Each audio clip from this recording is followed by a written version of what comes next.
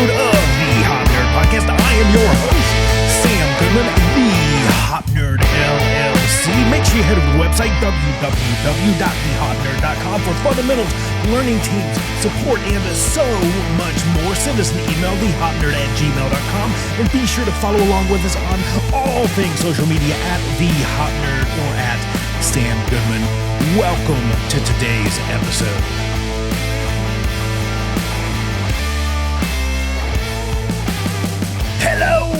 Hello, and welcome to another episode of the HOP Nerd Podcast. I'm super pumped that you're here. I'm super excited that you're here. Thank you for following along with all things the HOP Nerd LLC, all things the HOP Nerd Podcast. If you're not following along on LinkedIn, TikTok, Instagram, Twitter, you should be, because I'm posting a bunch of stuff there, along with free resources over at thehopnerd.com. I think it's /resources. It's pretty easy to get to. You just click on resources at the top, and then all of these kind of videos usually that we make, you can download them and you can take them and you can use them in your organization's very own HOP journey. That's the entire reason why we make those, is to create some useful tools for you to help you bring human and organizational performance to life. And that's exactly what I wanted to touch on today. We explored this thought pretty deeply in 10 Ideas to Make Safety Suck Less, which is available on Amazon and Audible. Audible narrated by yours truly. If you can't get enough of this hillbilly twang, I want to talk about safety tools. There's so many things in our work worlds, that we call safety tools. And you know exactly what I'm talking about, right? And it's not the boss, right? It's not the safety person. Yeah, we call those folks tools sometimes too, but that's not what I'm talking about. We're always on this kind of constant mission of trying to give leaders the next best thing in safety, the next best thing in safety culture, to just those things, right? It's usually a card or a poster. It's like a lanyard card, right? Put this on, read these things every day, these positive safety affirmations, and then go forth and be a better leader so accidents don't happen. It's those kind of things. It's a card with check boxes that you go out, like those little like Scantron sheets, and you're bubbling in cards like, I'm going out on my unsafety walks and I'm finding and I'm fixing people that are messing up out there, and on and on and on and on and on and on, right? These kind of safety tools, air quotes for everyone that's just listening, safety tools. But let's start by defining what a tool is. So Merriam-Webster defines tool as a handheld device that aids in accomplishing a task. So back to the point, we call a lot of stuff in our work worlds safety tools, but are they in fact tools? Do they actually help people accomplish much of anything? Is that pre-job brief, that take 5, really a tool? Does it meet that definition? Is that booklet full of rules that your employees have to carry around forever and always, is that really a tool? Does it meet that definition? Is that observation card really a tool? Is that stop work authority that everyone has to carry around on their neck proudly displayed, is that really a tool? As organizations, we really like this idea of giving our leaders and our employees safety tools, but are they actually tools? So let's really zoom in on that part of the definition, that part about aids in accomplishing work, aids in accomplishing something, right? For something to truly be a tool, it has to be helpful. It can't hurt. It can't slow down. It can't make things harder. A tool actually has to help you accomplish something, a task, something that's in need of accomplishing. And if it doesn't help you, it's probably just another piece of clutter. A valuable piece of this tool puzzle is to examine that, the general helpfulness in accomplishing work. So in a lot of talks that I give, I use what I like to call the Home Depot example, and it's maybe as dumb as it sounds, but I feel like it's a really good example. So imagine, close your eyes, if you're not driving, close your eyes and imagine that you're in the middle of some home renovation, something we all love, right? And just imagine like something's broke at the house. I want you to imagine that you're trying to fix something at your house. So you cruise down to Home Depot to pick up some of those, the supplies that seem to be growing in price every single day. And while venturing through the store, like I do, I like to go through and pile through all the super neat stuff that you can find at a Home Depot, you come across, and wait, it can be Lowe's or any insert generic hardware or home improvement store here. This episode is not brought to you by Home Depot, but as you're digging through all of these kind of like neat things, you come across a tool that looks like it might just solve whatever problem you're facing at home. You're so excited about this that you don't even pay enough attention to the price. You just throw it in your cart, in your buggy, you race out of there. You might have not even paid for it. You get out of there and you get home, you want to give it a shot. This new tool cuts your project time in half. It makes the whole process like a ton easier and makes it suck just a bit less. That sounds like a pretty good tool to me. Now, flip that example on its head. How likely would you have been to purchase this tool if it didn't help you in actually getting done what you needed to get done? But pretty unlikely.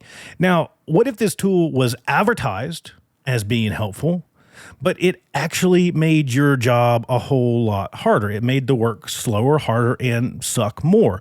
There's a pretty high probability that you're going to throw it out the window and drive to Home Depot and cuss out whoever sold you on this tool, right? You're at least going to be sending an angry letter to the manufacturer. Now, compare that to the tools in our work worlds, especially the safety tools in our work worlds. These things that we implement, how do they hold up? Do they pass the must be helpful test? Let's just say that many do not, right? With so many of these tools, with the stated goal being of to control people, to slow people down, to make work harder, to make them stop, to ensure that they do not insert yada, yada, yada, yada here. Our safety tools are usually not tools. They're just mechanisms of employee control, and usually feel goods that management can peer down through the organization upon them as indicators as the presence of, air quote, safety within our work worlds. Safety tools, a lot of times, are just more safety work. They're just mechanisms of control and feel-good management fluff for executives and those up through the organization say, look, we're making them do that, so all must be well. If a safety tool doesn't solve a particular pain point or a problem, if it's hard to use, if it provides little, if any benefit to the end user, if it makes work harder to accomplish rather than easier to accomplish, or if it serves no other purpose than easing a bit of managerial or executive anxiety around safety, then the intended user of that tool is just going to bypass it. Right? We're just going to bypass it. We're just going to work around it, or we're just going to not use it. If there's a rule or a policy requiring the use or else of this particular tool, all of the above is still going to happen. It's just we're going to make it look like we're using the tool. Right? We're going to, how we say in our world a lot of times, we're going to pencil whip it. We're going to make it look like it's being used. We're going to make it look like it's being used so to avoid this look of non-compliance within the organization. So if a tool has to be forced via the application of a rule, it's just not a helpful tool. The best and most effective tools never require the use of force. People use them voluntarily because they're helpful, they're useful, because they help them solve some problem or challenge that they face. If you have safety tool troubles, you need to look at the tool, not so much at the people that are not using it, avoiding it, or working around it, or bypassing it. Take a hard look at the tool, not the person that you want to be using it. As we seek to provide employees and leaders with safety tools and resources, we have to keep these concepts in mind. So whether you're looking at pre-existing safety tools within your organization, or you're seeking to create new ones, which seems like something that everybody's like always trying to do. What's next in safety? What's the next new shiny thing we can give folks? There are a few basic principles that I would encourage you to apply, right? So the basic principles of effective tools, beyond safety, right? Safety and beyond. The first question that I always tend to encourage folks to ask is it needed? It solves a problem that's in need of solving, or it aids in accomplishing a task. Question number one, is it useful question number 2, is it useful to the person that must use it? We have to view it as useful. It actually has to come in handy, right? And question number 3, it is created with the people that need it. So this whole idea of co-creation of these safety tools. So is it needed? Far too many of our safety tools are solutions in search of problems. They're just broad, non-specific fixes that don't actually fix much of anything in particular. There has to be an actual need from the people doing the work, not from above, to warrant the creation or continued use of a tool. Is it useful?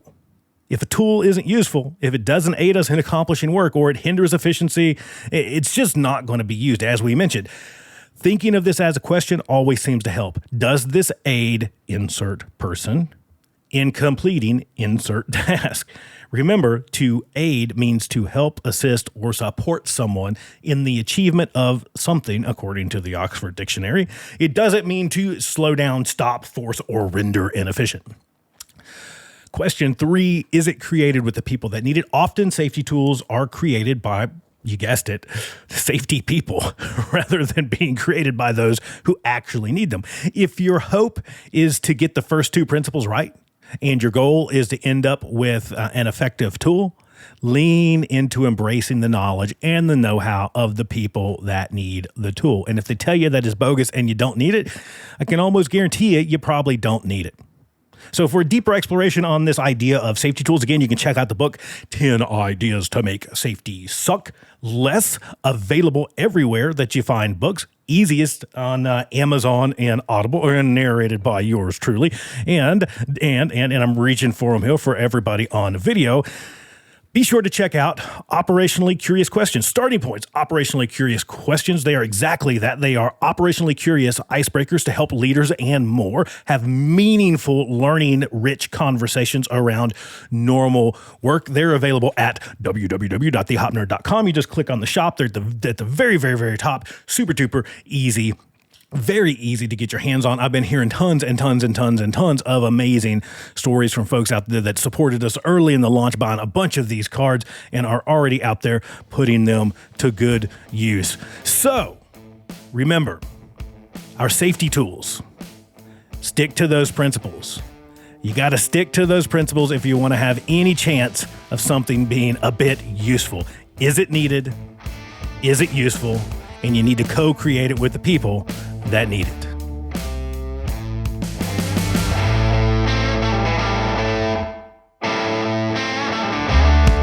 Thanks for listening, everybody. We greatly appreciate all of your support of the HOP Nerd Podcast, the HOP Nerd LLC. If you need a little bit of help bringing human and organizational performance to life, if you would like to take your efforts around learning and improving to the next level, yep, I can help with that. Head over to www.thehopnerd.com or send me an email, thehopnerd@gmail.com. Until next time, bye, everybody. Bye.